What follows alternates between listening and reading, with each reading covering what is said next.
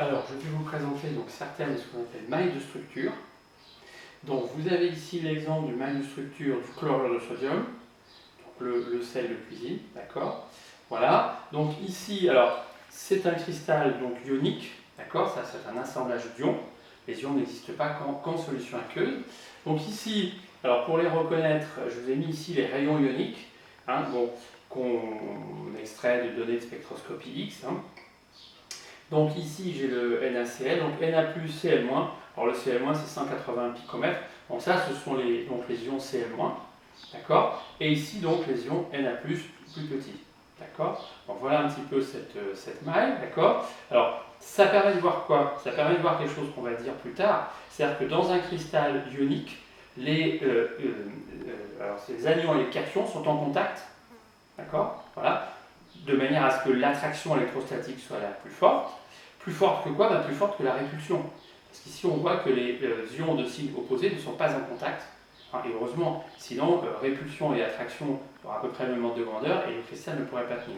Hein, voilà. Donc, les ions de signe contraire sont en contact, ce qui fait que l'attraction globale entre les ions de signe opposé est plus importante, compense largement la répulsion entre les ions de même signe, hein, qui sont ici. Voilà, et que ne sont pas en contact, donc a priori, les forces sont moins élevées. Voilà. Alors, bon, pour raisonner là-dessus, c'est pas très clair. Donc en fait, on remplace souvent ça par une représentation de ce type. Voilà, vous voir quand même qu'il y a un ion ici au milieu, donc c'est NaCl, voilà, avec une représentation donc bon des volumes ici des sphères qui sont à peu près en rapport avec celle qu'on a vue tout à l'heure.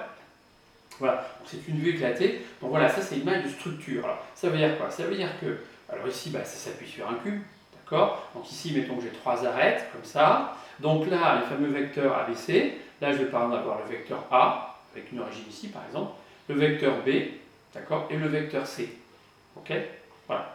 Alors, comment je vais obtenir le cristal tout entier? Je vais translater, d'accord. Alors, mettons que je translate selon simplement A. Donc je translate tout ça de A. Donc tout ça part ici, d'accord. Donc cette sphère-là arrive ici, c'est pour ça qu'il y a des redondances, et en fait toute cette face-là arrive là, pour voir que c'est bien normal, d'accord. On a bien la même face, hein, ok, toutes les faces sont pareilles, voilà. Et ensuite on voit que ce plan ici va arriver là, et que le plan qui est ici va arriver là, d'accord. Donc ça, il faut se l'imaginer dans la tête, on ne peut pas faire autrement, d'accord. Donc là, c'est la translation sur A. Là, alors ici, j'avais mis A, ici, je vous avais mis B, d'accord, B comme ça. Donc si je translate selon moins B, tout ça arrive devant. Hein. Ou si je translate selon B, c'est derrière à ce moment-là, d'accord. Donc il faut imaginer ça translaté derrière. Si je translate de A plus B, ce cube, il va là, d'accord, il va à cet endroit-là, d'accord.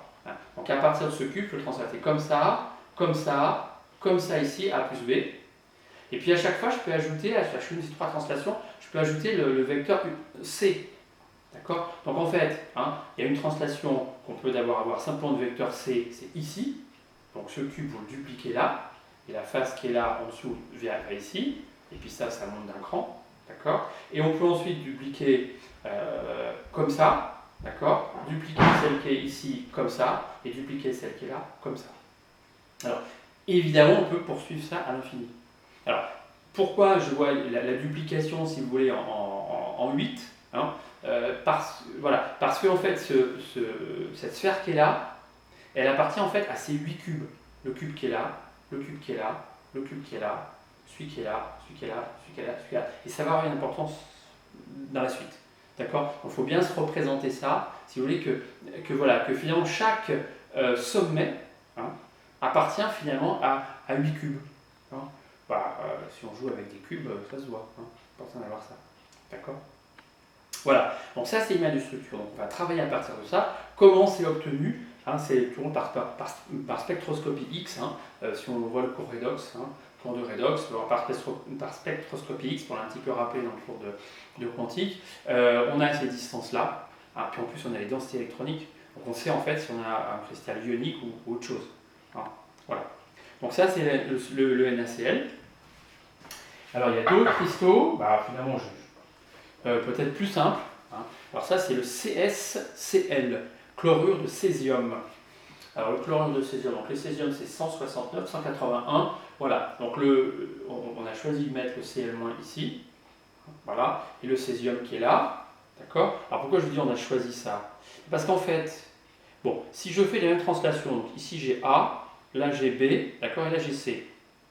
Si je translate, comme on l'a vu, hein, par Na plus Pb plus Kc, donc je vais décrire le cristal, je vais fabriquer le cristal dans tout l'espace, d'accord. Je peux en fait très bien, vous apercevez qu'en fait ça arrive ici, que celui-là il va arriver là, que celui-là il va arriver ici par exemple, et puis qui va arriver là, puis qui va arriver ici, et puis pareil ici, ici, ici, d'accord. Et je peux en fait reconstruire une maille de structure là-dessus, et ce sera la même que celle-là, mais simplement j'aurai les jaunes à la place des verts et réciproquement.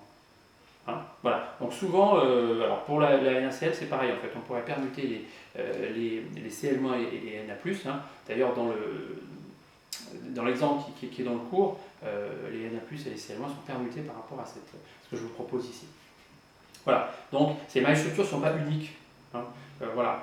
Pour un cristal donné, on peut en avoir plusieurs, et souvent, en fait, les atomes qu'on place sont souvent interchangeables, et en interchangeant les atomes et en recomposant la structure à partir de chacune des mailles de structure, on s'aperçoit qu'on recompose le même cristal. Hein, d'accord. Voilà, donc une maille de structure, c'est une base de travail, on va dire, pour construire un cristal, et on s'aperçoit qu'on peut avoir deux mailles de structure pour reconstruire le même cristal. Voilà, donc ça, bon, c'est plus simple. Hein. Alors là, donc, comme c'est en version éclatée, on ne représente pas le fait qu'en fait, là, ces ions sont de signes opposés, hein, le jaune et le vert. Hein. Donc celui-là, celui qui était au centre, le plus gros, on a dit que c'était le Cl- et le Cs+. Voilà, ils sont en contact pour maximiser l'attraction électrostatique. Par contre, ceux-là ne le sont pas. Voilà, si je le faisais en structure compacte, c'est ce qu'on verrait.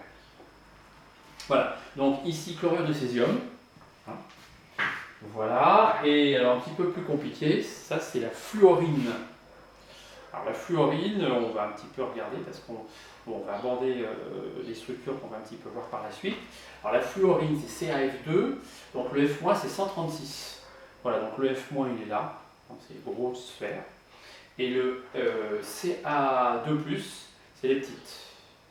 D'accord. Alors, vous voyez cette structure, donc là, pareil, hein, bon, vous avez A, vous avez B, vous avez C, d'accord. Vous translatez ça, hein. Donc déjà, vous le translatez en 7 cubes, hein, celui qui est là, celui qui est là, celui qui est là, et puis les 4 au-dessus. Hein, voilà, ça permet déjà quand même un peu de construire la structure. Alors, qu'est-ce qu'on peut dire? Vous voyez que les atomes, les ions, pardon, F-, voilà, ils sont à la fois au sommet, hein, et au centre des faces. D'accord, hein. Donc ça, c'est ce qu'on va appeler bientôt une structure cubique face centrée. Hein, voilà. Et vous voyez qu'ici, on va revenir là-dessus, j'ai des tétraèdres là. Hein. Si je prends un sommet ici, j'ai un sommet, j'ai 3 plans adjacents au sommet. D'accord. Sur ces 3 plans, j'ai 3 centres. Hein. D'accord. Et avec ce sommet, ces 3 centres, ça forme un tétraèdre. D'accord. Et cet ion ici est au centre du tétraèdre.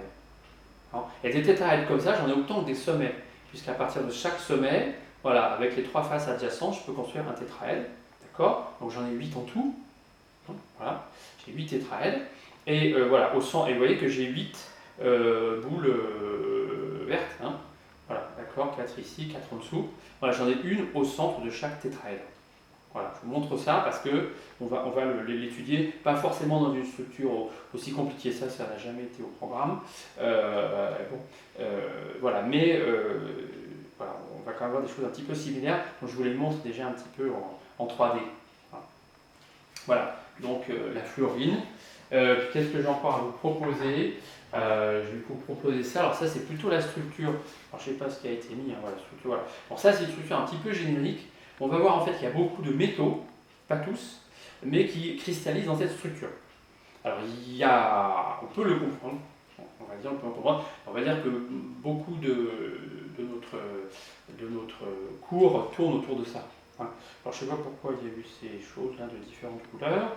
Bon, alors là, on connaît un A, on a toujours A, B, C, hein, et puis vous translatez tout ça dans l'espace, d'accord, pour obtenir dans le cristal entier. Hein, voilà, donc bon, c'est plus simple que la fluorine, parce qu'il n'y a pas ces, il n'y a pas ces atomes entre guillemets interstitiels, mais on reconnaît toujours ici hein, un sommet, les trois faces adjacentes, donc trois centres de ces trois faces, et on a un tétraèdre. Ça, on va revenir là-dessus. Hein, voilà, d'accord. Et puis, voilà, alors, si on imaginait que c'était des sphères en contact, hein, parce qu'on va bientôt imaginer que ce sont des sphères en contact, en fait, on verra, donc je vous le montre déjà, que là au milieu, il va y avoir un espace. Hein, cet espace, on va chercher un petit peu à l'évaluer. Voilà. Voilà donc pour un petit peu quelques structures, j'en ai quelques-unes, je vous les ai remises dans le cours, hein, voilà, pour que vous les ayez un petit peu en tête, mais voilà un petit peu comment on raisonne.